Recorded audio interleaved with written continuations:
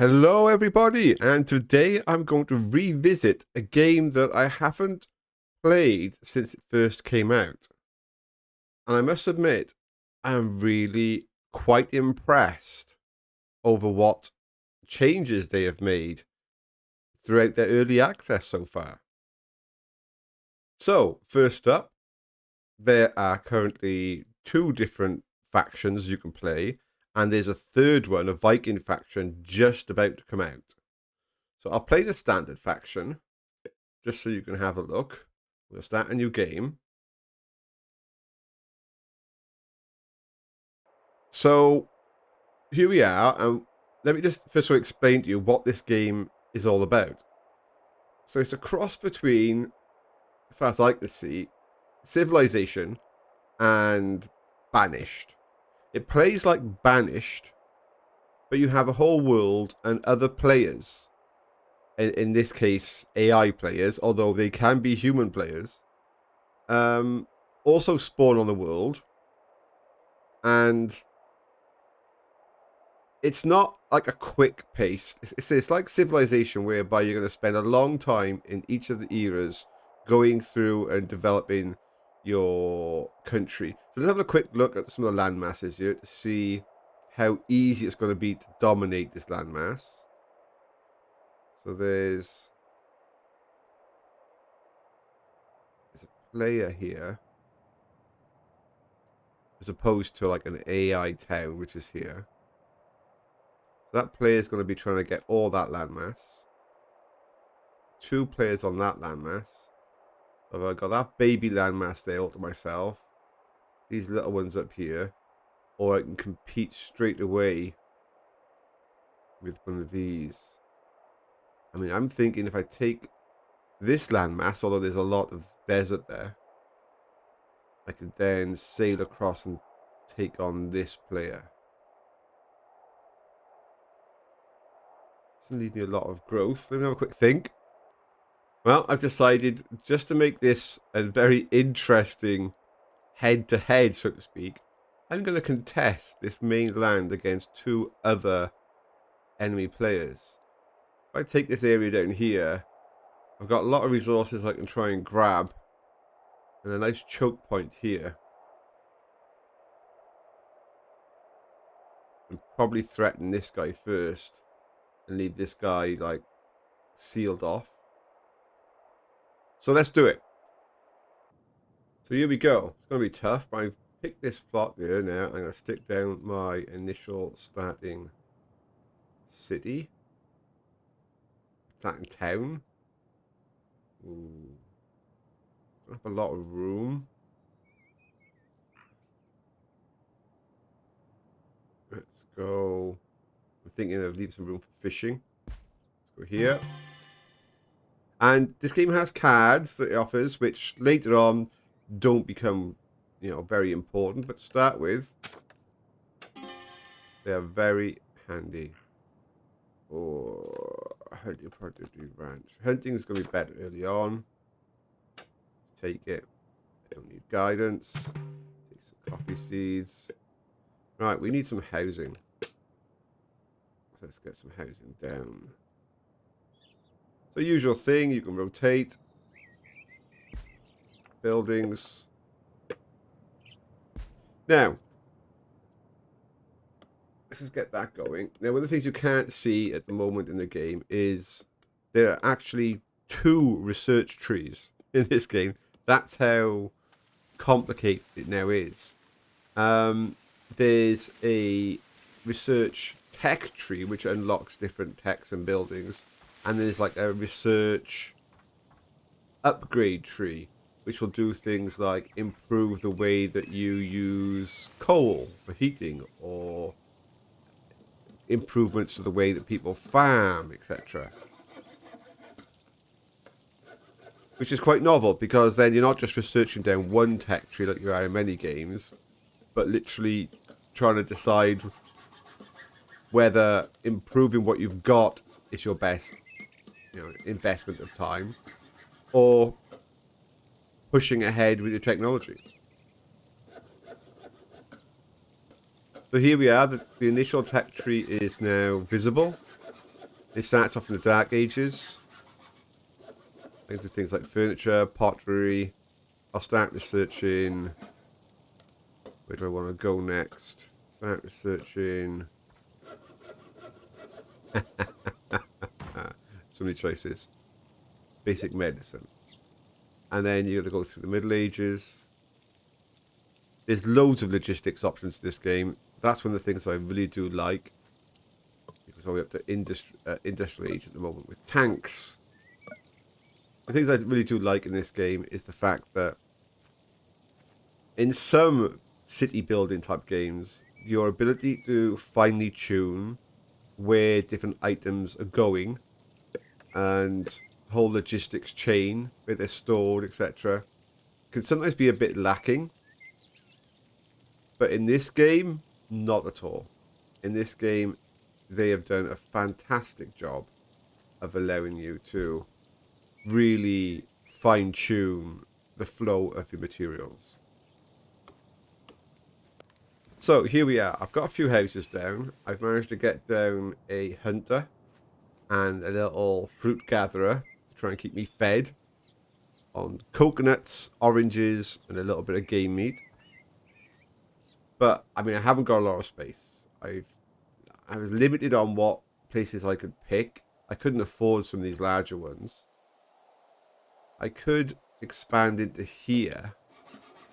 But this is going to cost me just about all of my money. But it has got some crates in it, which is going to give me some resources. And it will give me a little bit of room to put some housing down. This one's actually cheaper. Yeah, this one's actually cheaper. But it's going to be a bit awkward to get some things placed in that one. This one's more expensive. I can't buy that one. It's not optional. That's not a connecting zone. I'd have to buy this one.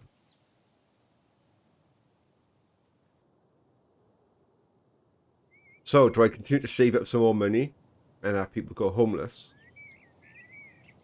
I mean, you can pick up things you've placed. Oh, well. When I say pick up, you can destroy them and you get them back. Houses, you've always got houses available to build. Things like the hunting lodge and the fruit one, you have to pick from available cards you get given. Fishing lodge would be a good idea. I don't need stone just yet. Charcoal burner would be a good idea. Ready for winter. Tell you what though, I'm going to get people to start cutting down non-fruit trees in this area. I don't have anything to trade right now.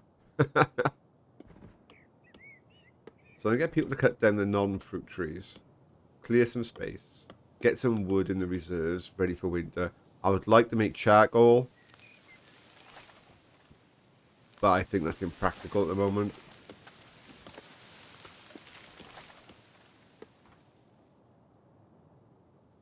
So, as you can see, at the moment I'm fighting between trying to expand in this little area I've got without damaging coconuts on the edges, etc., or occupying spaces that I might use for fishing,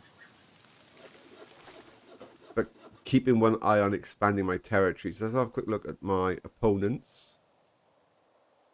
So this person has got loads of territories. 1, 2, 3, 4, 5 territories already. And he's expanding quite heavily out in that direction, putting in a big farm. So we've got small farms. I mean, this guy is way off to the races. This one over here. Same again. 1, 2, 3, 4, 5 territories. With... Alright, okay. So he's put down a logger to plant and cut down trees. A hunter and a charcoal burner, and he's gathering stone, all in that one little spot. Oh, he's got another little hunting thing going on here. And this is going to be a town. I mean, these guys are just motoring compared to little old me. What about the person on the other island who's got a whole island to himself? 1, 2, 3, 4, 5.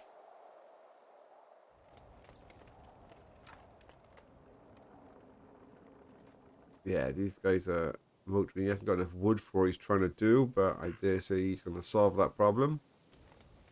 Yeah, again, he's got a logger. So I need to get a move on.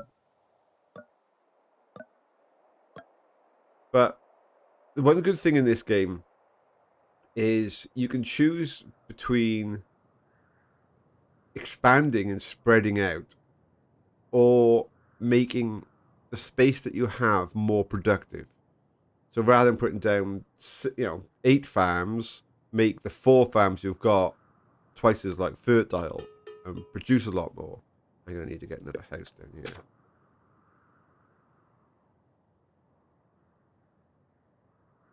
I don't want to destroy too many fruit trees for that gatherer. And that's the balance you're trying to do is, do I go for huge areas that aren't very potent or a few strong, areas? At the moment I'm going for the second one, whereby I want to spread out quick, but I need to get that money turning over. I really could do, oh, here we go. I'll show you the second tech tree. Really do getting those crates. So this is the other tech tree that you get.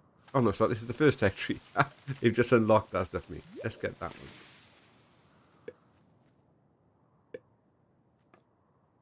Yeah, seeds. I thought it'd open the second tech tree then. So I'll carry on a little bit. Hopefully I'll show you the second tech tree in this episode before I go. And then if you want to see more of this, I'll carry on playing this through and try and see if I can get it through some of the later ages and upgrades and get a little bit of a war going with my other 2 neighbors. So put something in the comments below if you want to see some more of this. I am very impressed with this game. When it first came out, I didn't think that much of it. But I have played it through until I haven't quite got into industrial because it takes like a long time. This is not a quick game, folks. This is going to take many, many hours of play. But I got through that to that point, and I was very impressed with what I saw. It was really, really good. My guys are out of food. They're going to start dying of starvation. I need to rescue my place here. Right, I'm going to focus on getting this place built up a bit without just dying completely. And I will see you all in a moment. Okay, here we are. We're on our second winter now. I had a few people die of starvation, but we managed to pull through. I got down a little fishing point. I got another fruit picker. I managed to get down somewhere there with this trying to bring me in some wood. Yeah, it was touch and go there for a moment. I thought things were going to become irreversible, but I managed to pull it back from the brink. We're in a good spot now. I got some people that are homeless because their new people have turned up. So they'll leave because they've got no homes, which is fine. At the moment, I'm not thinking of expanding. I'm just trying to... I've expanded my territory, as you can see, up to 3 now. But I'm focusing at the moment on just making sure that what I've got is stable. Now, during the winter, they're going to use up my wood reserves. I haven't got any coal yet or charcoal. But the way it works is they'll put fuel in their house. Their house will then consume a pint of fuel, wood or coal, and that will hit the maximum temperature that my technology will provide. And then based on the insulation of the house is how quickly that temperature goes back down to the point whereby they consume another fuel. So I can do something about that, which I have in some of these houses. I'm increasing the insulation with stone. I don't have brick. This is all my current technology lets me to do, is put some extra stone insulation in. And it's basically saying how efficient my houses are with regards to burning wood or coal. So, as I said, what they'll do is they'll bring some coal, wood in, they'll burn a piece of coal. That will then set up a temperature. When that temperature then gets too low, they'll burn another piece. So you can attack that issue from two sides. One, make your fireplaces and your heating systems more efficient. And the other is to make the housing more insulated. And as I research more technologies, I will be doing both. So we're getting there. Second winter, not so bad. Let's have a quick look at the opposing sides. I mean, buying more territory is probably a bit stupid of them. If they have, they have. Doesn't look like they have. They're just trying to get through the winter on that one. And this other person, yeah, they doesn't look like they've expanded anymore. I mean, they've got 2 fishing points down. It's really good. But they're not enemies as such at the moment, and they're too early on to even consider me to be an enemy. I mean, they won't really be able to train any troops or do anything like that. Low on food. All my food options here, really, they gather during all the seasons except for winter. So when I run out during winter, well, I'm out. I mean, I've got a hunter, but there's nothing to hunt. I mean, it's literally, we've eaten everything. There was a little den here that was spawning the occasional deer. But sadly, I mean, I needed the space. So this hunter, I think, now is doing nothing. Well, barely anything. Yeah, I'm in trouble on food. I thought I might have enough to survive the winter, but I do not. And they've also burnt through all of my wood I stored up. That's why I didn't want to expand. That's why I didn't want to add more people to my town early on. Because I can't actually sustain the numbers that I've got. But we'll get there. We'll add more insulation to the housing. I'll get a charcoal burner down to try and solve that issue. I'll add more storage so we can get a nice storage of charcoal. And of course, I'll put more food things down, maybe more fishing. So that... Oh, I managed to get some fish today. Excellent. So that, yeah, we can sustain and then expand. So that's enough for this episode. Because as I said, it's not a quick game. It'll take me a long time to get into the medieval era. And then even like hours and hours and hours of playing to get to enlightenment. I mean, it really will be a long time.